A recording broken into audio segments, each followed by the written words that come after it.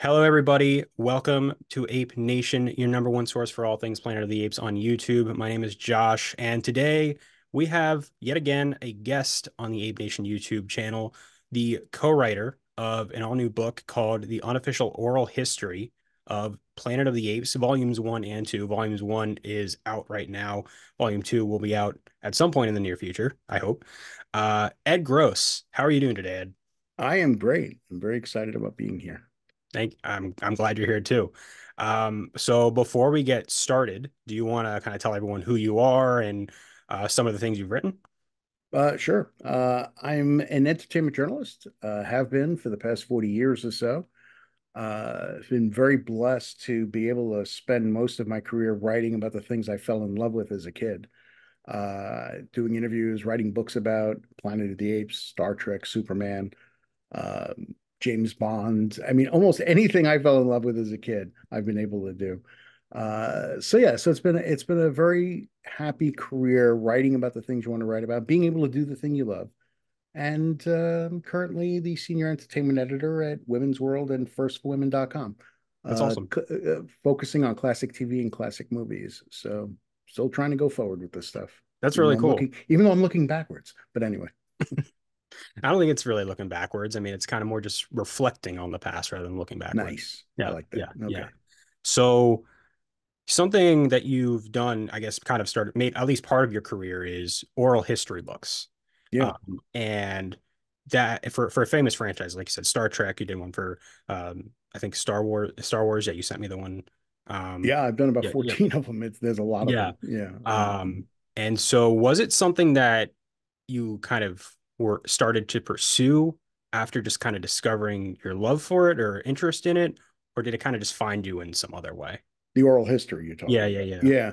Yeah. What it was is that I had written a number of books, just regular narrative. I call them narrative books. Just, you pop quotes into the narrative to explain the history of something. When the 50th anniversary of Star Trek was coming along, my frequent co-author and I, Mark Altman, Mark came to me and said, "What about doing a 50th anniversary book on Star Trek for an oral history?" I, of course, brilliantly responded, "What's an oral history? I have no idea what you're talking about." He introduced me to two of them, one on Saturday Night Live and one on MTV. Fell in love with the format because it's just so it's my brain works first of all in doing the oral history. As I tell people, I'm very disorganized in life, but for somehow I'm an idiot savant when it comes to oral histories because I can look at a whole bunch of interviews and just know how the quotes should go to tell a story, basically, which is like still amazing to me. So we did it for Star Trek, and then we were very lucky with Macmillan. We did a number of other books on Buffy the Vampire Slayer, Battlestar Galactica, Star Wars, James Bond, John Wick. And then I've also done one on my own on Voices from Krypton. It's called Voices from Krypton, which is the 85-year history of Superman. So the oral history is like putting together a jigsaw puzzle, which in real life I'm terrible at, but again, I can do it here somehow. And it's just a fascinating format because you feel like you're in a room with a couple of hundred people talking about the subject, whatever it is, rather than doing like one-on-one interviews and putting them into the text. It feels like a conversation with a lot of people. So that's my goal. That's my love for it. Gotcha. Yeah, something that because this book was actually my first exposure to the format at all. And I'm admittedly I am not a huge reader, but when I read occasionally, but I'm much more of a movie and especially documentary person when it comes to stuff like this. And as I was reading it, it read like I felt like I was watching like the ultimate Planet of the Apes documentary. That was just That's great. like that's how it read to me. And that's immediately I was like, I like this format. I want to read more. I would read way more kind of behind the scenes books about film if they were structured like this. So I Yeah, was well, I'm glad to really, hear that. yeah, It's a very appealing format, and documentary is the best way to put it. It's a documentary, a written documentary, yeah, basically on the subject. So yeah. glad you liked it. Seriously, the Yeah. format. I mean, yeah, that's great. So prior to starting, as well as you'd also did the Planet of the Apes Revisited book way back in the day. Yes, Um, yes. Joe Russo, Larry Lantzman, and myself. mhm, Yeah. yeah. When did your interest in the Planet of the Apes franchise kind of start? Well, it's kind of what I was saying at the outset is that there's a period of my life from 1967 to 1972 that I lived in Brooklyn. And I was born in 1960, and Planet of the Apes came out in 1968, and I saw it in 1968, and I loved it. And then all of a sudden, because there was no internet, we had to depend on movie trailers and posters in theaters. Suddenly there was Beneath the Planet of the Apes. As a 10-year-old, my mind was blown. And then there was Escape, and it went on to Conquest and Battle and so on. And so I fell in love with it right from the start, even as an 8-year-old. I mean, I didn't understand it really very well, but I thought it was just cool with talking apes, riding horses, shooting guns, and even the Statue of Liberty, not quite understanding what it meant, but just finding the visual of it pretty amazing. So it has been a part of my life. Even when my kids, who are all in their 30s now, look back at the original films because they love the new movies, they just kind of, except for one of them, they kind of make fun of it. Like, this looks dumb, makeup's silly, it doesn't really look like apes and all that sort of thing. But as I often said to them, Planet of the Apes was my Star Wars growing up. And that's the God's honest truth. I mean, I could not get enough of Planet of the Apes Yeah. back then. So the love for it never went, that never vanished. That's awesome. Yeah, I mean, I caught on to it a little later when I was, I think, like 14 or 15, but I was Mhm. kind of similar. Like Star Wars was my first love, and it's always gonna be my favorite franchise. But Planet of the Apes it was something else. It was unlike anything I'd ever experienced Yeah. when I first saw it. And so I felt the same way. Like I want more. Like, just give me more. And so coincidentally, around the same time was when Rise was gearing up for production. So, but See, that with Rise, for me, it's like the joke I make is, you're old when you've lived long enough to see Planet of the Apes remade twice. And so for me, that's what Rise was. But I was happy to have it. I mean, I'm one of those guys that, and I've written a lot about Superman, and people ask me what my love for, who's my favorite and that sort of thing. And my answer is always the same. It's Christopher Reeve is my favorite, but I follow the S. So wherever the S goes, I go. And it's the same thing with Planet of the Apes. You're making a new Planet of the Apes. I'm there. I don't care who's in it. I don't care if it's makeup or visual CG. I'm there, and I can't wait for more as long as it's good. And it's been great. Yeah, awesome. And since you were such a fan for such a long time, and then on top, once you got into writing, what was or when was that light bulb moment that made you go, I love this franchise. I love writing like this. I want to do this book. What was that moment? The moment for me was I was writing for Starlog magazine pretty regularly in the mid 80s, early to mid 80s. And I had the idea of doing, oh my God, I should do a retrospective because I was doing a lot of retrospective stuff on Star Trek. So I said I should really do it on Planet of the Apes. So immediately, because I'm once I get, sort of a bone, I can't stop. I start calling agents and contacting, and I reached out and to the directors, and two of them got back to me. Don Taylor and Ted Post separately both got back to me, and they both had the same thing. Listen, if you want to do something on Planet of the Apes, you really ought to talk about to these two guys, Joe Russo and Larry Landsman, because they've really done thorough interviews with us and pretty much everybody else. So I can't remember exactly how I found them, but I did, or maybe they even put me in touch with them. I'm trying to remember how it was. It was back in the 80s. And I reached out to them. We struck a connection with each other. We did an excerpt for Starlog on Beneath. So that came out in 86, I believe. So that was kind of cool. And that was the beginning of it. And we said, oh, we got to write a book. And we started working on this book. For a while, there really wasn't a market for it. I mean, it's kind of like Planet of the Apes has always been a small dedicated base, basically. Um, it took till 2001 for someone to say yes, and that was only because the Tim Burton movie was being made.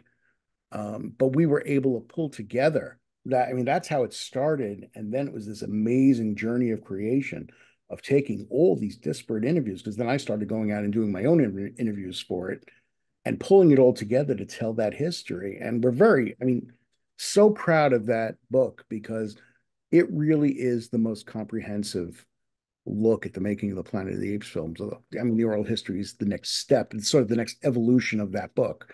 But it really is something that we were proud of. The critics were very happy with. And I think it stands as there have been some great books on like the making of the original film, but nothing that's really gone in and tackled everything in the kind of depth that we were able to do. So Gotcha. So, speaking of contacting people and getting people involved, on top of the fact that they'd already gotten had interviews with people, Hmm. was there anybody else that at the time hadn't gotten in contact with, or the three of you hadn't gotten in contact with? And was there like a priority list of people you really wanted? Was there anyone that you couldn't get that you really wanted to, or vice versa? I mean, no, I mean we pretty much got everybody. I mean, between us, we were able to like once I came on. I mean, they had interviewed J. Lee Thompson, but I've become very friendly with J. Lee, so I was able to continually go back to him and pick his brain for more. In fact, there was a very brief moment where he and I were talking about going to Canon Films and trying to pitch a new version of Planet of the Apes if they because they were getting the rights to everything, it seemed at the time. So we said, let's see if they'll get Planet of the Apes. And Jay Lee was working for them. So it seemed to make sense. But that didn't really go anywhere, unfortunately, because Fox wasn't doing anything. They were sitting on the rights, but they also weren't willing to let anybody else do anything at the time. Gotcha. So no, but it's I'm trying to think of who it was. I mean, obviously there may have been some people who passed away. We had to go to archived interviews or other sources for a couple of them. But for the like Paul Dane, we never were able to speak to. But Cine Fantastique and a few other places did some wonderful interviews with him. But yeah, so we were very blessed. I mean, anyone, God help anyone trying to do a book like this now, because pretty much everybody, almost everybody, is gone. Yeah, like Uh, volume two is kind of the only possible book to make now. You know what I mean? well, yeah, it is, and Yeah, that's yeah, coming soon. I'm yeah, just finishing up that Kingdom yeah, chapter, and yeah. then it's going to the publisher. Yeah, and that's it. But so we were. It was an embarrassment of riches because it was everybody. I mean, you've read the book, the Yeah, new version. yeah. It's got like and Charlton Heston even wrote the forward. I mean, I was really when I was reading through the first few pages, and it was just an endless list of names that went on for like 3 or 4 ah, pages, and I was like, oh wow, they got everybody in this. I was like, yeah, as I with each page, I was more and more shocked by how many names I kept seeing. it's so many, Yeah, and wherever it's not us, it's credited where it's from, the yeah, source, yeah. where they came from. But yeah, it was that was one of the thrilling things. I had the same thing with the Superman book, The Voices from Krypton. There's 250 names in that thing of people being interviewed, and it's like when you look back at it, it's like how do we even speak to these many people, you know? But it's yeah, so it's that's the story with the people. So we were very lucky, like I said. So. Well, you that's awesome, and it makes for a really great read, especially for fans. Like I said, in my review, I said it's a must read for Planet of the Apes and that is a big reason why. There's just so much, and from as many people as you can imagine. And we reached out to people, historians, authors, Yeah. other people who just had something informative to say about the apes, that their quotes could be interwoven with the people who were there just to create a greater, I think, view or tapestry of Planet of the Apes.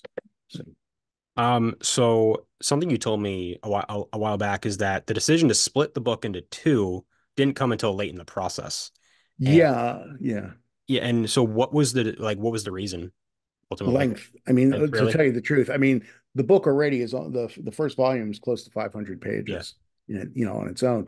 To do two books, you're talking about a 1,000-page book because word count wise, it may be less photos in the second volume, but word wise, it's pretty much close to volume one. So total, you're looking at like 250,000 words between the two. To do it as one book, it just was untenable. I mean, you'd have to charge. It's already charged so much for the volume, which is why I encourage people to check out the Kindle if you can. It's 9.95.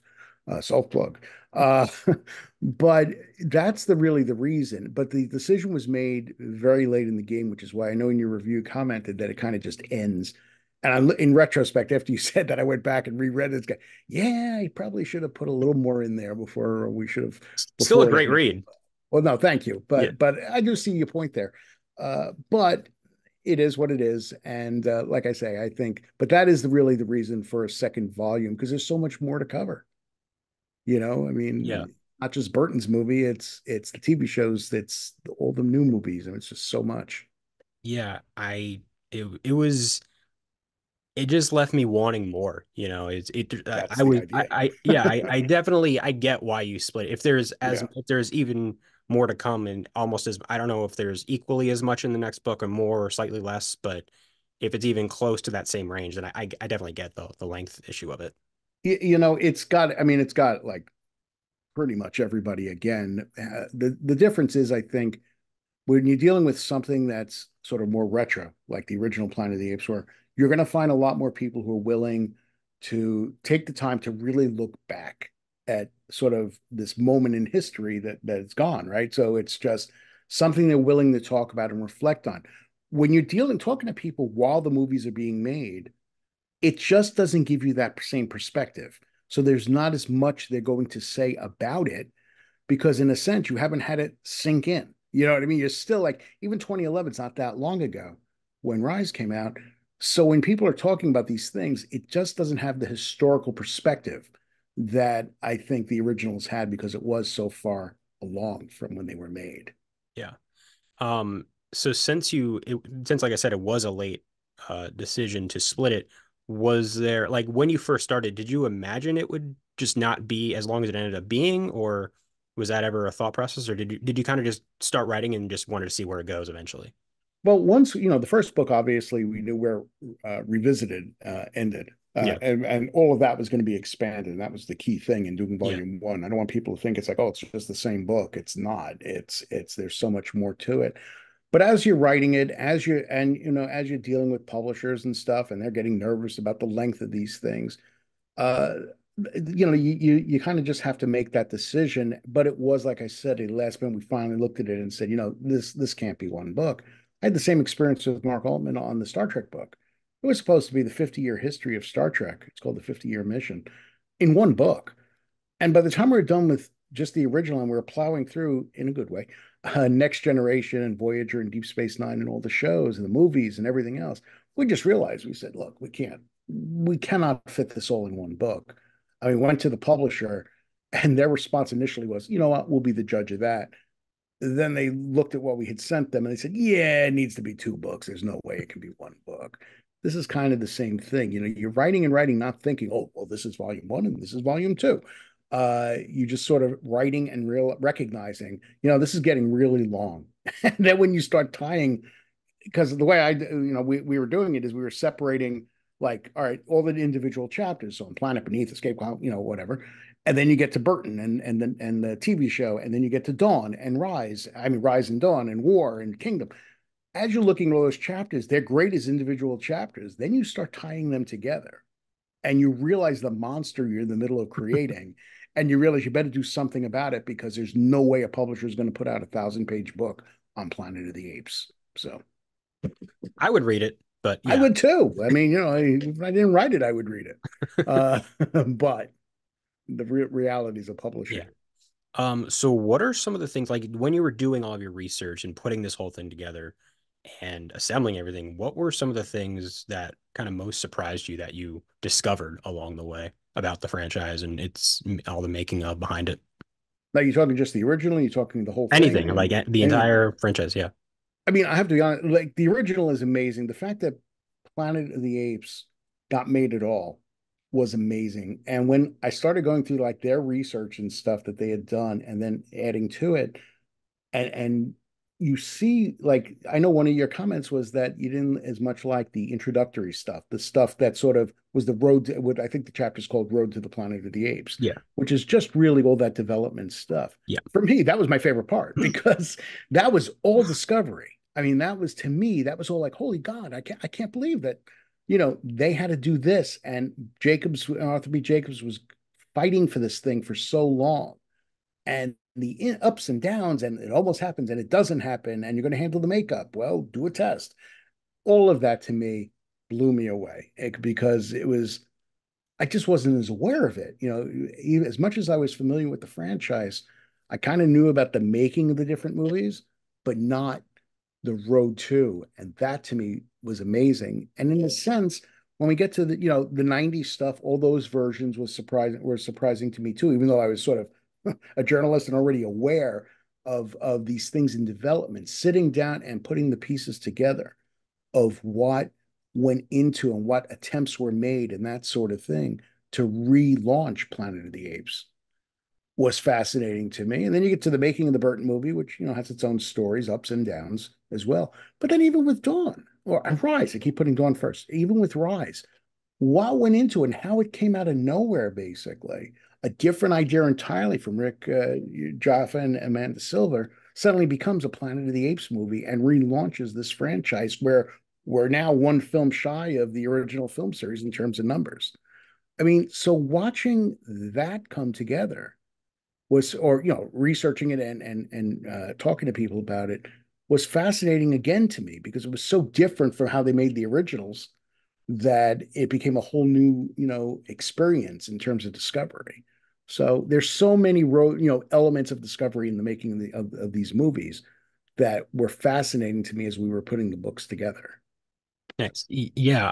Well, speaking on your first comment, so I, like I said, that first chapter it's my least favorite chapter, but Yeah, it's really just comes from a personal thing. I of come from course. a Yeah, film of course. production background, so pre-production and development is it's a nightmare for me personally. Hmm. So just re-experiencing that, kind of and reading through it, not the most fascinating to me, but I Sure. agree with you that all discovering that stuff about Arthur B. Jacobs, and especially the thing that I took away is just how passionate he was about it. Jacobs, the impression I got of Arthur Jacobs is he was a very, like, a very emotionally even guy to a large degree, and I don't know that he was ever excitable that way. Like I have to do this, but I think it was more like as a producer, it was like this project. I see this project can make money, and I'm not letting I don't mean just about money, but it can Yeah, be something successful. yeah, I'm not letting go of it until it gets made. And that's amazing. That amazing. Even so Charlton Heston persistent. compliments. That's it. And even Heston complimented him on the fact that he was so persistent that every studio in town would turn him down, and he'd go back again and say, "Well, there's new people there now, so we're going to do it again." And we're going to pitch it again. And Charlton Heston was like, "You go ahead, Arthur. You do what you have to do," and that kind of thing. And yeah, so that's I mean, so that was again, that's my, but just because I love that stuff doesn't mean other people are going to. I'm hoping they're going to. Uh, but it's just so much, and his passion, yeah, drove everything. So yeah. So, as a fan yourself, was there anything specific that you were hoping to learn or expecting to learn going into starting doing any research or going into their research or just putting the entire thing together? Was there any specific thing that you were really wanting to get out of it just This from? sounds really general, but and I'm sorry for that, but I just wanted the story to be told as comprehensively as it could be. That was sort of the same thing I've done with Superman and Star Trek and all. You sit down and you say, I want somebody somewhere to say, this is the definitive book on this subject, and earning it. You know what I mean? Because you are putting in all that work, all those interviews, all those comments and everything. That to me was really my goal with, and it's goal with almost any of the books that I write. It's that obviously there's certain things more passionate about, like Planet of the Apes, Superman, Star Trek. Those are the three of my biggies. Or James, they're all. This isn't a problem. I love all this stuff. James Bond's the same thing. You sit down and you try to write these things and let people close the covers when they're finished and say, wow, I don't think I need to know anything else about this subject. Of course, there's always more to know, but that's sort of, but that if you're asking what the sort of the goal with that is always the goal for me. And with that book, especially, this is one of the big ones for me, Planet of the Apes. So, Gotcha. And then was there any like specific thing about the franchise that you really wanted to learn that maybe you hadn't known yet, or anything you were really curious about? I think it's just trying to learn all that I could about what went on behind the scenes. And I don't mean just with the development of the makeup. I mean, we were very lucky to have like the production schedules and stuff on the original films. So we were able to see the shooting schedule. So we were able to see exactly where they were, what day, and then we luckily had a lot of quotes that sort of went with those. So to me, that was sort of the thing is just learning all that he could. There's a line in Star Trek: The Motion Picture about this probe called V'ger. It wants to learn all that is learnable, right? And that's kind of where I was at with this. I just wanted to know every nugget of production that I possibly could and present it. That was sort of so that was what I was looking for. It's just knowledge of from the points of view, not just historical knowledge. Mostly, I'm much more interested in getting the knowledge from the people who were there, the people who worked on it, or people who are commenting on it. That's what I'm interested in, rather than the nuts and bolts of saying, well, on this day we did this, on this day we did that. It's the people talking about it and filling in the blanks. That's what I love. Gotcha. So when you guys were all throughout this process, do you have any like favorite moments that you can recall, or just really exciting bits that uh or maybe like interviews? I know you said you didn't do a handful of the interviews, but any that you were involved with, like were Yeah. there any favorite moments or standout moments that you can think of from any of that? A couple of little things, and just like I said, I did a number of interviews on the originals, but the new ones is like I'm all over them. You know, there are two moments that really, for some reason, stand out in my mind. One is, and it's not necessarily from an interview, but when we sent the manuscript to Charlton Heston, and he was writing the forward, but he wanted to see what we had. So I got a phone call at work, and I wasn't expecting it. It came out of the blue, and this voice on the other end goes, Mr. Gross, this is Charlton Heston. I'd like to talk to you about your manuscript. And I was like, so I'm sitting there going, oh my God, Charlton Heston's on the phone with me. Even though I'm like already, been a journalist for years, it didn't matter. Charlton Heston was on the phone wanting to talk about my manuscript. Sorry for the impersonation. Uh, No, it's a good impersonation. Thanks. Uh, and the other thing was, and this is really later in '98 when the documentary Back to the Planet of the Apes came out. Roddy McDowall was doing a lot of publicity for it, and I had an interview with him when that was coming out, and it was about an hour on the phone, and he was just so enthusiastic, just reflecting on everything and giving me really good answers on any questions I had on the films. But what blew me away was the fact is literally a week later, he died of cancer. And the fact that this man spent an hour on the phone talking to me about Planet of the Apes and had that passion still going, that to me is one of the most touching moments of the entire thing. Because here's a man who lived film, he loved film, and to his dying breath almost, he was talking about film, promoting film. And especially he loved Planet of the Apes. So to have that conversation with him, I'm not saying that I'm the only one, but the fact is it was that close to his death. And I couldn't believe how, like, I remember getting off the phone with him and just thinking to myself, God, that was great. This man really loves Planet of the Apes. And so those may not sound like big moments to people, but for me personally, those were two real highlights just because Heston was Heston and he's calling me out of the blue. And then and Roddy's passion for the whole thing just fueled my own again, around that time. So Yeah, I mean, I would have the exact same reaction if Charlton Heston called me out of the blue. oh yeah, Yeah, it's just and like I said, it was nothing new talking to people, celebrities and stuff. I've been doing it at that point for like 10, 15 years, but it didn't matter. It's like this is again, you're tapping into childhood passions, right? So this is Planet of the Apes. Doesn't matter what else I've written about. Planet of the Apes is Planet of the Apes, and I have the star of that calling me up. It's just amazing. So and yeah, I've always heard incredible stories about how kind Roddy McDowall was and how he was just, a breath of fresh air and so full of life and everything and loved film and loved the Planet of the Apes series. So it's great to hear that conversation went that way. yeah, and it really did. It was like so. Those are the two real standouts for me. I had lovely conversations, like for instance, Frank Capra Jr., who nobody had really interviewed about apes, and he and I spent like hours on the phone at different sessions talking about all those films. That's another standout for me is just being able to talk to him about Escape, Conquest, and Battle. So, Okay. hmm. What's one thing that you would really want readers to take away when reading this whole thing? I think it's the dedication that nobody treated this as some dumb job. Nobody treated this as like, oh, good, I'm earning a paycheck this time. I mean, they may have thought it, but certainly in anything conveyed in the interviews, uh, I can't think of a person who's like, I'm wasting my time here. I can't believe I'm doing this. I feel like an idiot doing this, uh, doing these movies.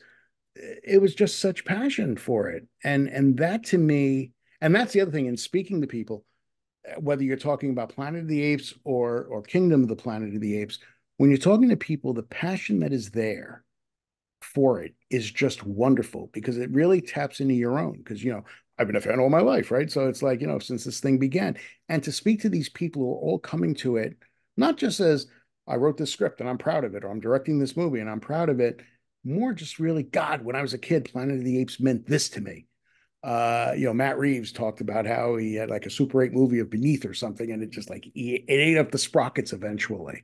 So it's all these people just sharing the love for the subject and bringing everything they can, even like when you get to battle and things are obviously on the decline and the budget's really low, and you would think that the people wouldn't care. They still cared. They were frustrated that there wasn't money to do the movie properly, but they were there caring and working and doing everything they could to make it as good as it could be.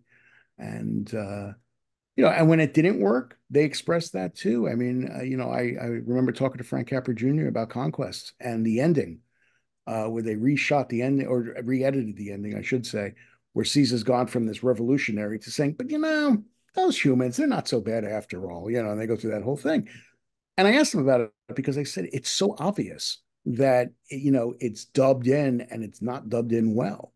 Roddy's voice, the last portion of the speech, and he said that is one of the things we hated the most. We had no time to properly have Roddy do it. We should have put him in the makeup and had him do it in like the muzzle of the makeup, so this way it sounds like the rest of it, and it didn't. So the disappointment that I got from him and also Jay Lee, I mean, Jay Lee Thompson was very disappointed with that, sort of the way it came out. He was more frustrated they had to change it at all. He wanted the original ending. Uh, but their disappointment that they could not achieve what they wanted to, that to me was very cool because you're getting, again, the caring of these filmmakers. That's like something I think that is consistent for the most part with this entire franchise that you can't say for every franchise is No, that you can see the passion and care with even with like the Tim Burton movie. That movie absolutely. looks visually, it's incredible. And so you can see that the people making these movies, they care every single time and they might not knock it out of the park every single time, but they care. And you see that passion 100% on screen all the time, I think. Absolutely. Absolutely. And again, and I think you're the same way now. I'm certainly of the way, and it goes back to the follow the S thing, right? I'm thrilled they're doing these. And I'm not of the school of like, well, they're going to ruin my childhood because they're messing with the classics that I grew up with. You're making new Star Trek movies. Yeah. Wonderful. I'm there. Yeah. Same thing I'm with just Apes. for me, it's especially because when I was growing up, I had nobody to talk to about Planet of the Apes because nobody Right. of my generation, when I was growing, especially any of my friend groups, nobody knew what Planet of the Apes was. They knew that there was a movie with Mark Wahlberg in it, and it was bad, and that's all they Right. really knew.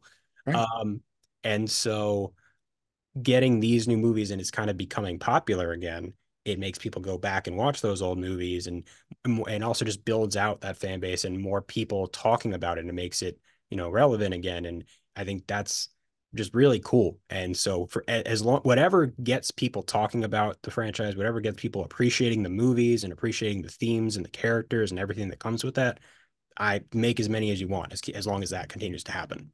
Absolutely. I mean, look, when forget putting the Burton movie aside, because whatever. I mean, I don't think it's a great movie. I mean, it's got some cool stuff in it. I Yeah. don't think it's a great movie.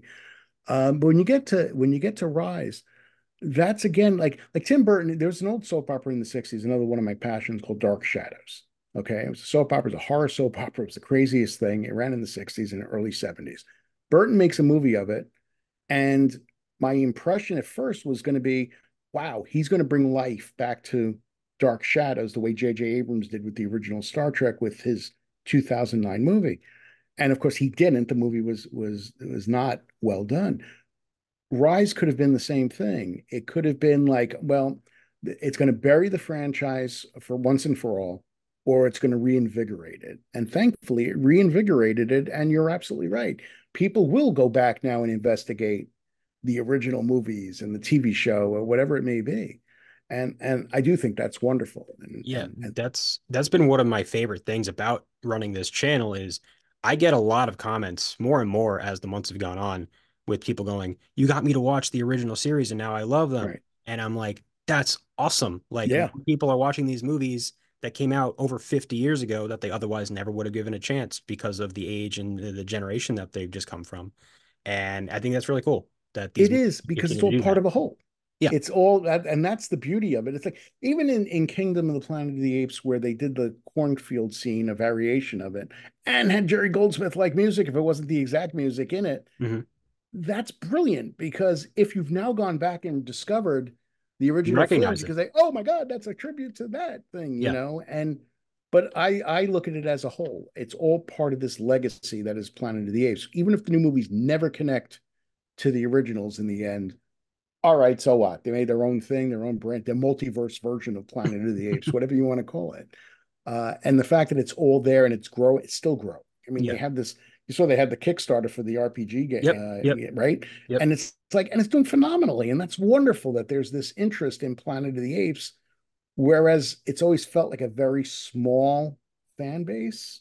Like that's where the comics come and go. You get them Yeah. for a few, for a time, and then they vanish because there's not enough to support it. Yeah. And for me, that makes me appreciate it even more because when you have a lot of franchises, not a lot, but you have a handful of franchises now where like you get, a movie or two a year, or you get a TV series every year, or you get comics and books and all these kinds of stuff, tons of stuff all the time. With Planet of the Apes, we get one movie, maybe every 3 years, maybe every 7 years, maybe every couple of decades. Right. We have the two TV shows from the 70s, and you occasionally get some comics or a novel.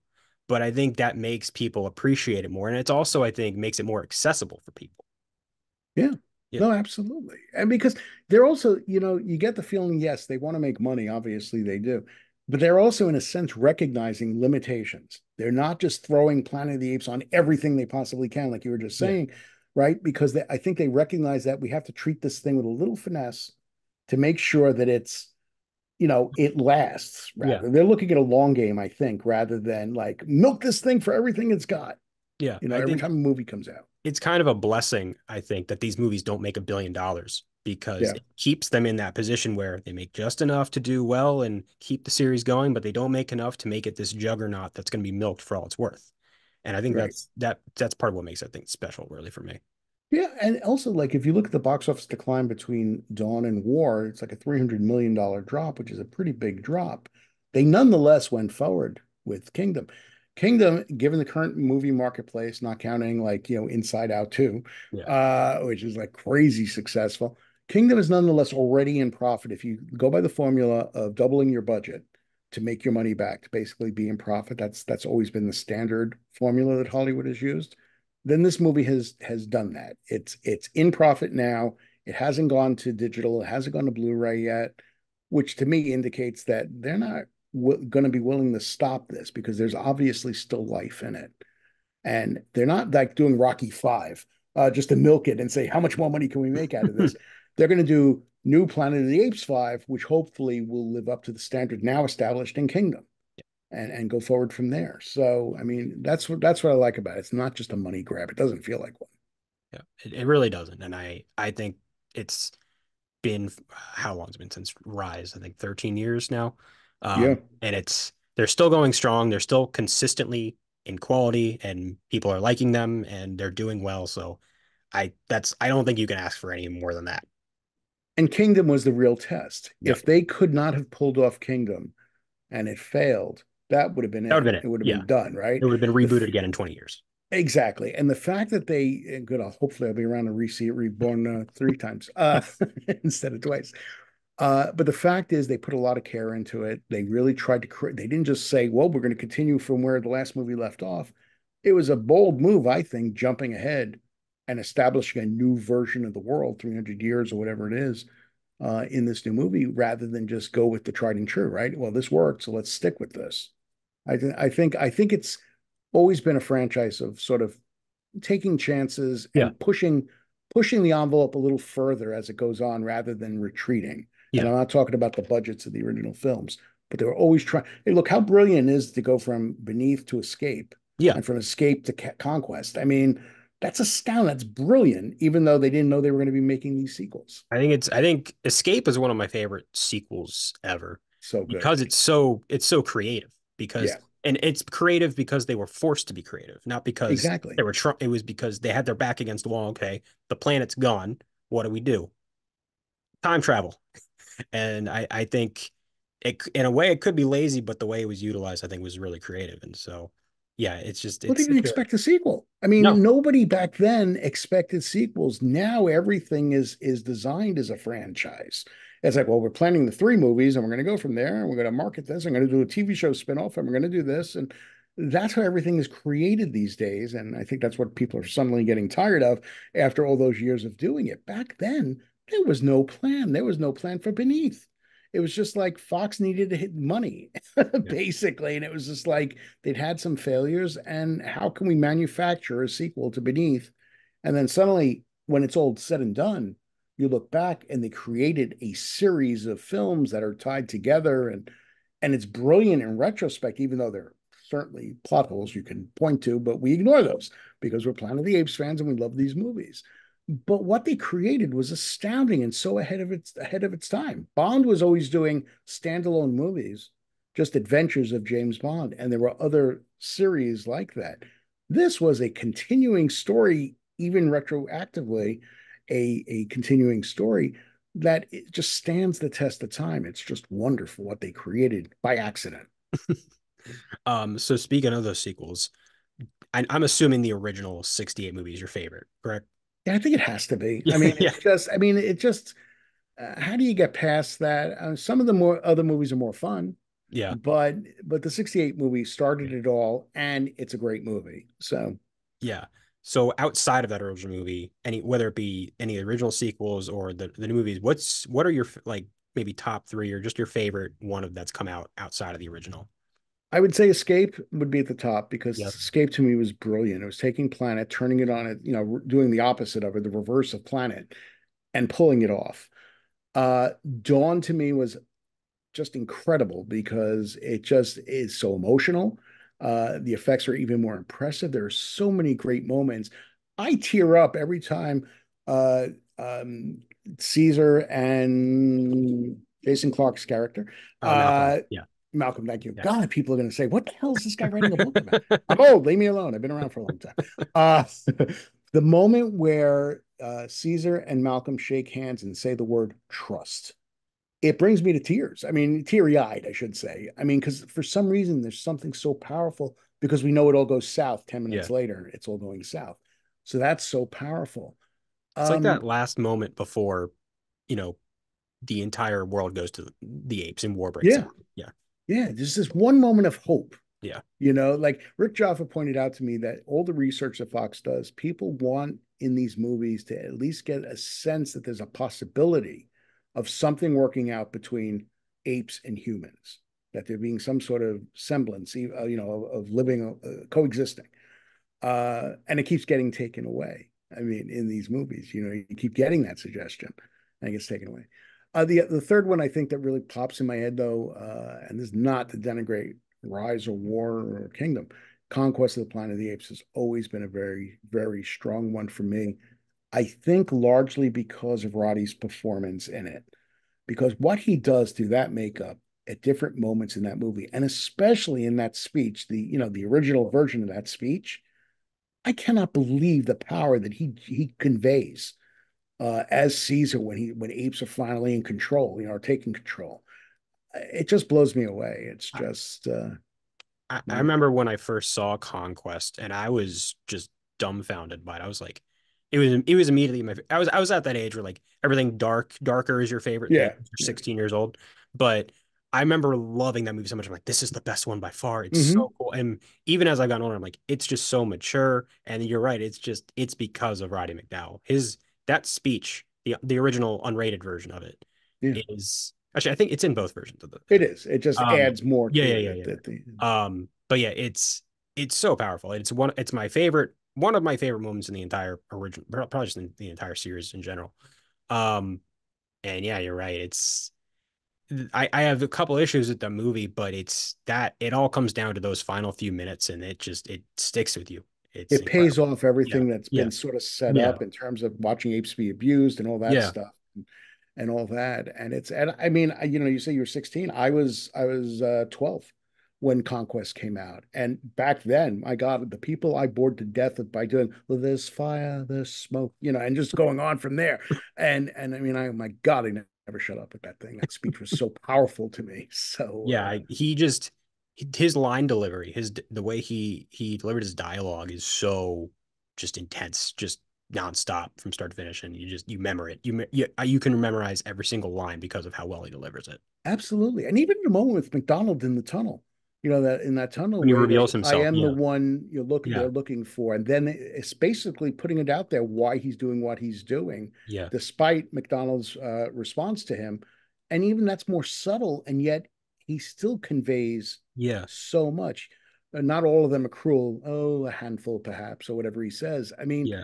and it's just so good. It's just so, I don't know. So that's why that really stands out. And that is no disrespect to Andy Serkis and what he did No, as yeah, Caesar. But if you're asking for a couple of favorites, those are the yeah.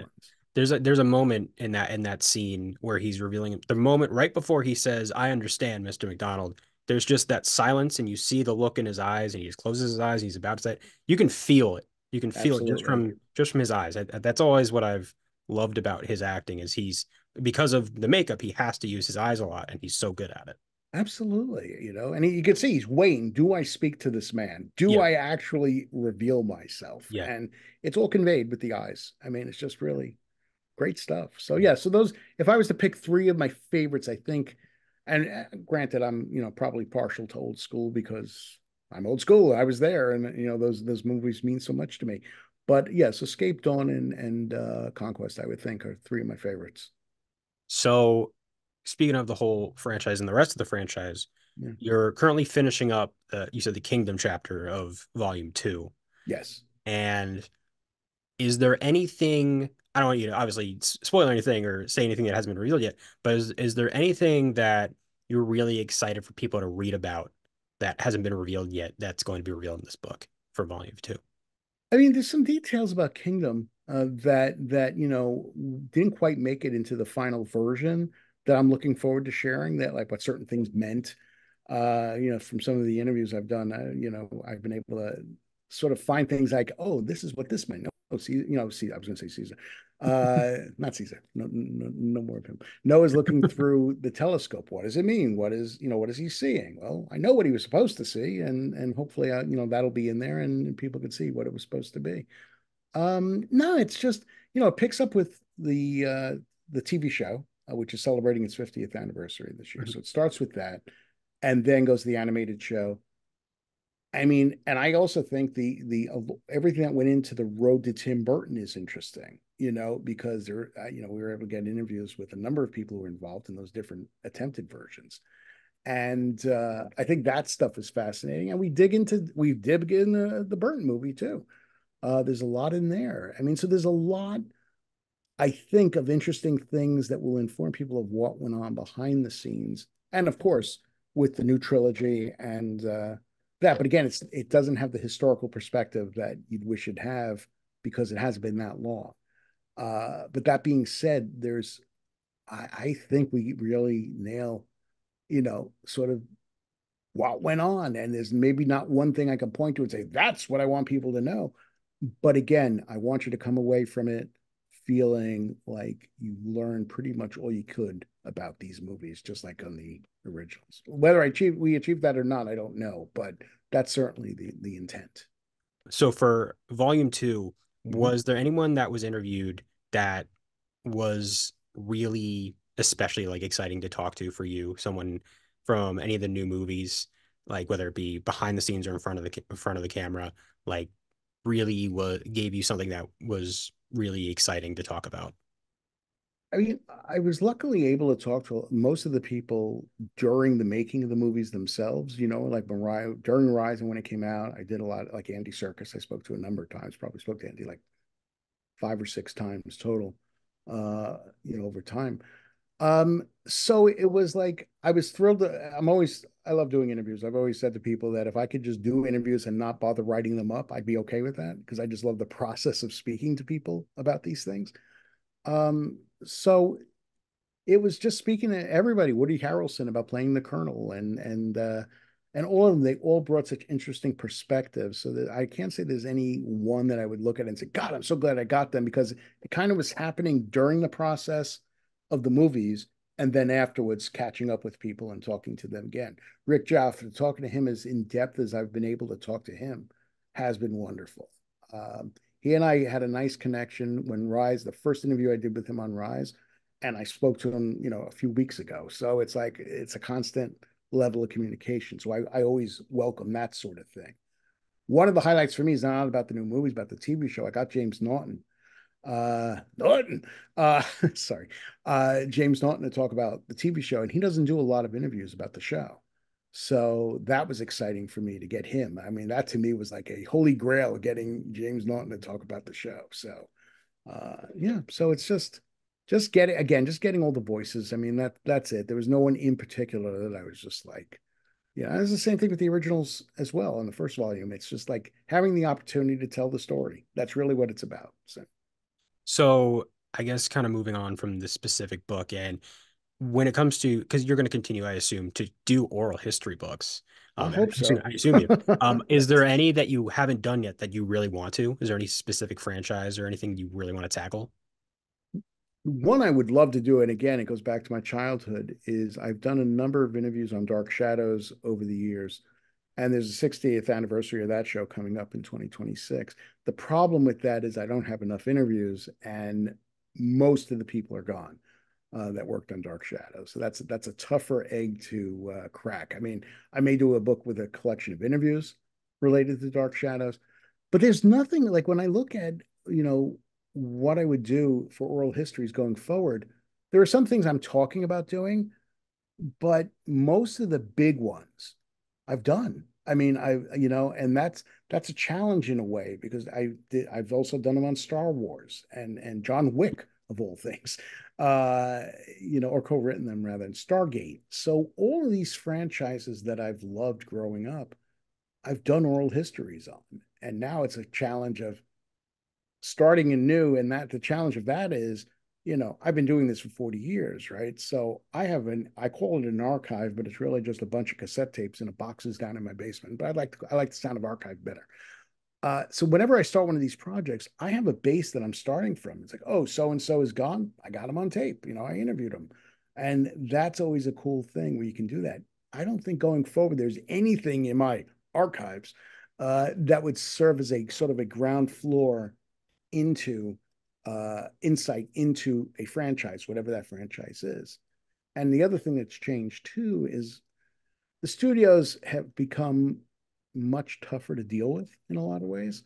Like if you want to say, "Oh, I want to do a book at such and such," they're like, "Well, pay a licensing fee and you'll be able to." And that's a very frustrating thing. It's like a lot of PR people are designed as to be a wall for their clients, so you can't get through the same way you used to do. All of that makes these things a lot tougher to do.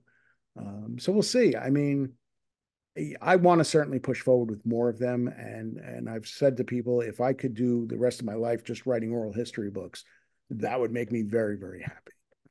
So we'll see. But there's a few in the works in development, but nothing concrete enough to talk about, Okay. which I'll be excited about. But they don't tap into my childhood, which for me has always been. And people say, "Well, who cares if it taps into your childhood?" Well, I do, because these are the things I love. Superman was a crowning achievement for me. Doing voices from Krypton was, this 850-page book on the history of this character that I've loved since I was a little kid. And so I can look at my bookshelf and see all of these books on the things that have meant so much to me. And the only one missing is Dark Shadows and the Beatles, but I don't know how I could do a book on the Beatles. So there you go. So aside from stuff you want to do, what are you going to be working on next? If you know, if you're able to say anything for sure, beyond volume two, do you know what you're working on next? Well, I'm doing like with Superman, I'm doing some small. I have the official book coming out first. I'm in the position of having written the unofficial book. The Mark Waid called it the definitive unofficial book, which is Voices from Krypton. In November, I have now co-written with Robert Greenberger, Superman: The Definitive History, which is the official book. So that's coming out in November, and that's kind of cool to have the two sides of it, the unofficial version and the official version of the story. And the official one, of course, is loaded with photos and like incredible art and things. I'm doing a little more beyond that on Superman. I'm trying to do, Mark Altman and I are trying to do something for the 60th anniversary of Star Trek. So it's a lot of dipping into the wells we've sort of been in, but only do it if there's something new to say. Only do it if there are new views to present. Otherwise, it's not worth doing, as far as I'm concerned. So Gotcha. yeah, so there are a few things, but yeah, again, nothing's far enough along because the day job is very time consuming. The entertainment editor at the two women's things because researching old classic TV and classic movies takes a lot of time. I bet. So that kind of wraps everything up here. That's all I got for you today.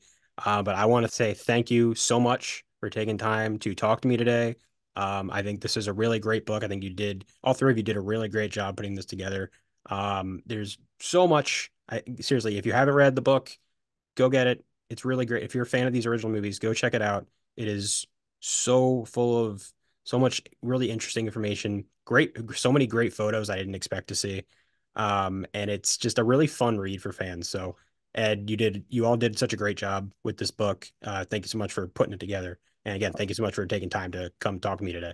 No, absolutely. And I got to say, Joe, Larry, and I really put our hearts and souls into these It books. I shows. mean, It it shows. You can just, really tell.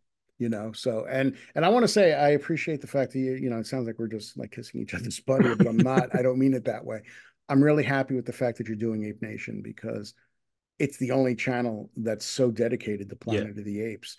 And I'm checking it out constantly, and I hope people do I because appreciate it's that. no, it's great. It's You, it's wonderful having you know, it's keeping it going. it's funny because I kind of expected, as happens sometimes on YouTube, I expected there to be at least like two or three people that would maybe, because it started growing in popularity over the last few months, I'd expect maybe one or two people would start their own Planet of the Apes channel. Like, oh, maybe this is something I can pursue.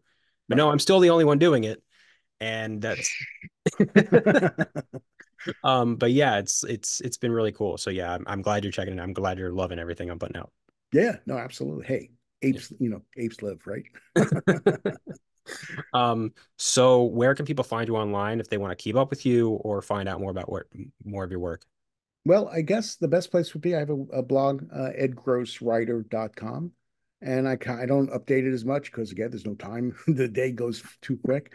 But that's sort of the best place to find what I'm working on and my thoughts, whatever they may be on pop culture stuff. So, yeah, that would be it, edgrosswriter.com. I'm on Facebook. I'm on Instagram. Um, yeah, and All right. that's you get me. Perfect. So that was Ed Gross here with Ape Nation. Again, check out the unofficial oral history of Planet of the Apes, Volume 1, which you can find on Amazon, and I think it's just Amazon, right? I think you can get it wherever books are Can you sold. okay, just Seriously, wherever yeah. books are sold. Not to be Um, cliche. yeah. So you can get that anywhere books are sold, and Volume 2 will be out hopefully sometime soon. I don't know if you have a time frame yet. Well, like I said, I just have to literally finish this thing on Kingdom, get it to the publisher. We're probably looking at sometime this summer. It will be out this summer, sometime. If not Okay. late July, then early August, probably. Perfect. But right in time to rewatch Kingdom on Blu-ray and then read the Right? book.